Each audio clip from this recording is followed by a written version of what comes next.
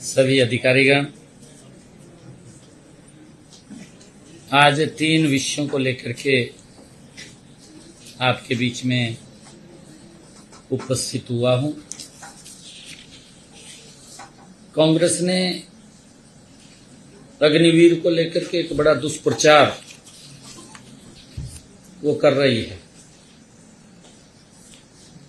सरकार की, आदरणीय प्रधानमंत्री जी की ये बहुत ही लोकहित की योजना है। इस योजना के माध्यम से हमारे पास स्किल युवा, एक्टिव युवा वो तैयार होता है। आदरणीय प्रधानमंत्री जी द्वारा 14 जून 2022 को ये अग्निपथ योजना लागू की गई थी।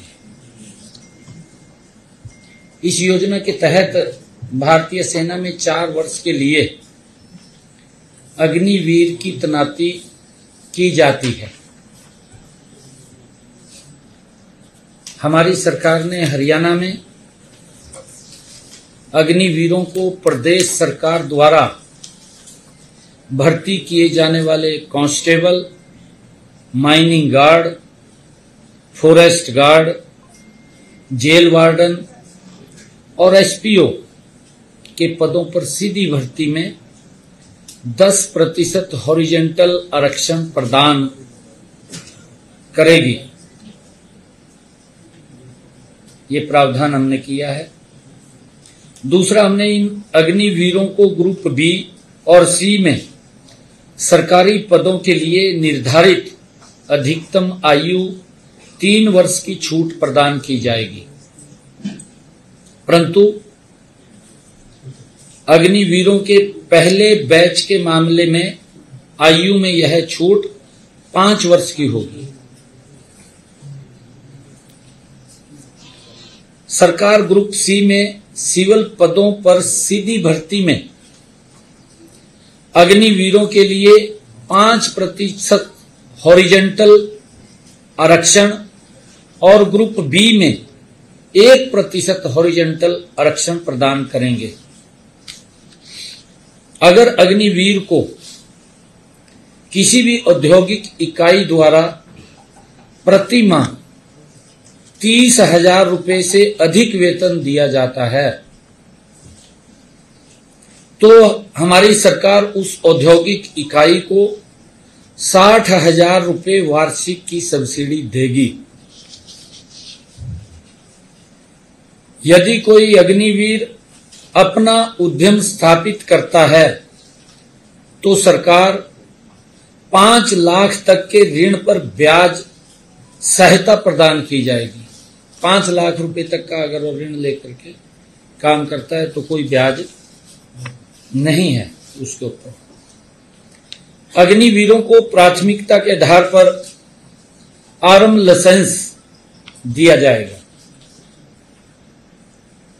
सरकारी विभागों, बोर्डों, निगमों में तैनाती चाहने वाले अग्निवीरों को मैट्रिक स्कोर में प्राथमिकता दी जाएगी। ये हमने हरियाणा में निर्णय किया है। दूसरा एक हमने निर्णय किया है, जो कोई एक्सीडेंट हो जाता है, कोई टक्कर मार करके चला गया, भारत सरकार के सड़क परिवहन एवं राजमार्ग मंत्रालय द्वारा टक्कर मारकर भागना, हिट एंड गो मोटर वाहन दुर्घटना पीड़ित कंपनसेशन स्कीम 2022 25 फरवरी को अधिसूचित की गई। हमने हरियाणा में भी भारत सरकार की इस योजना के तर्ज पर एक सरलीकृत योजना को लागू करने का निर्णय किया है।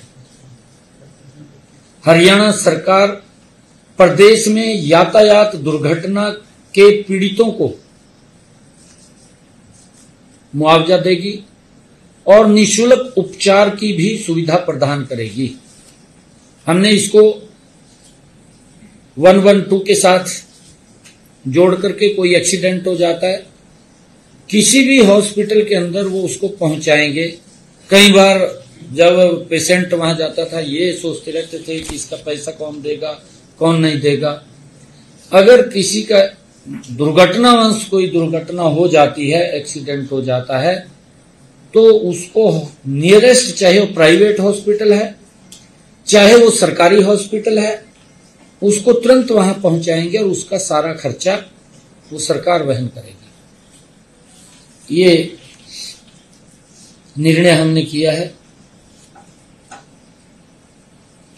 और ये सारा का सारा खर्चा ये जो वहन होगा ये हरियाणा रोड सेफ्टी फंड से किया जाएगा। हमने इस स्कीम के अंदर लिया है। इस स्कीम के तहत बीमाकृत तथा बीमा रहित वाहनों और टक्कर मारकर भागने वाले वाहन दुर्घटनाओं के पीड़ितों को कैशलेस उपचार की सुविधा प्रदान की जाएगी। इस स्कीम को सही ढंग से लागू करने के लिए स्थायी समिति का गठित करने का प्रावधान किया गया है। स्थायी समिति का एक गठन करने का प्रावधान इसके अंदर किया गया है। इस समिति में सड़क परिवहन और राजमार्ग मंत्रालय के अधिकारी तथा साधारण बीमा परिषद के प्रतिनिधि शामिल किए गए हैं। इसके अतिरिक्त इस स्कीम को जिला स्तर पर उचित रूप से लागू करने के लिए एक जिला स्तरीय कमेटी का भी गठन किया जाएगा। किसी भी आवेदक को कैशलेस उपचार के लिए दावा संबंधित दावा जांच अधिकारी को प्रस्तुत करना होगा तथा दावे की रिपोर्ट जांच अधिकारी द्वारा दावा निपटान आयुक्त डीसी को वो भेजी जाएगी और जांच आयुक्त द्वारा रिपोर्ट प्रस्तुत करने के 15 दिन के अंदर कंपनसेशन के भुगतान के आदेश जारी कर दिया जाएगा और इसके 15 दिन के अंदर ही मुआवजे का भी जो पैसा उसके इलाज के लिए खर्च हुआ वो भी तुरंत जारी हो जाएगा। जो भी हॉस्पिटल के अंदर जहां उसके इलाज के लिए दवाई या कुछ और उसका जो खर्चा आएगा वो भी दिया जाएगा। अगर दुर्घटना में पीड़ित की मृत्यु हो जाती है तो कंपनसेशन का भुगतान उसके परिजनों को किया जाएगा। घायल होने की अवस्था में पीड़ित को ही मुआवजा दिया जाएगा। ये हमने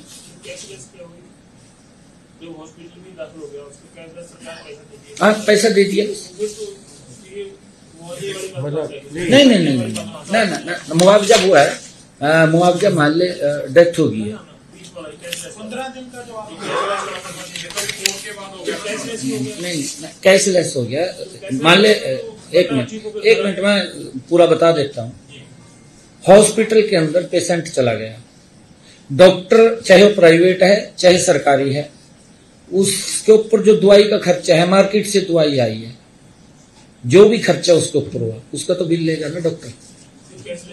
नहीं, हॉस्पिटल को पेमेंट करना, हॉस्पिटल को, वही कह रहा हूँ, यही कह रहे हैं सीएम साहब कह रहे हैं कि मुआवजा अगर दुर्घटना में कोई डेथ हो जाती या अपाहिज हो जाता है तो फैमिली या परिवार, हॉस्पिटल को जो भी डॉक्टर है, वही बात मैंने कही कि डॉक्टर को, डॉक्टर जो इलाज करेगा उसका जो खर्चा हुआ है, अस्पताल को, आप अस्पताल मान लो, क्योंकि उसका खर्चा तो हुआ है ना हॉस्पिटल का, जो वो खर्चा उसका हुआ है वो डीसी के पास एप्लीकेशन देगा और 15 दिन के अंदर उसका भुगतान हो जाएगा। हो जाएगा। हाँ जी, ये 112 है, 112 को हमने जोड़ा है ना। मान लो एक्सीडेंट रोड के ऊपर हो गया, पुलिस की कोई गाड़ी, एम्बुलेंस, कोई व्यक्ति उठा करके ले गया, उसको हॉस्पिटल में ले गया तो जाके एडमिट करा दिया। कई बार ये देखते हैं कि भाई अभी पैसे आएंगे, इसके ऊपर तो इतना खर्चा है, ये खर्चा है। ये अधिकार पूरे वहां हॉस्पिटल्स को दिए गए हैं कि वो देखिए, वो तो दुर्घटना के अंदर अनलिमिटेड का इसके अंदर कोई सवाल ही नहीं।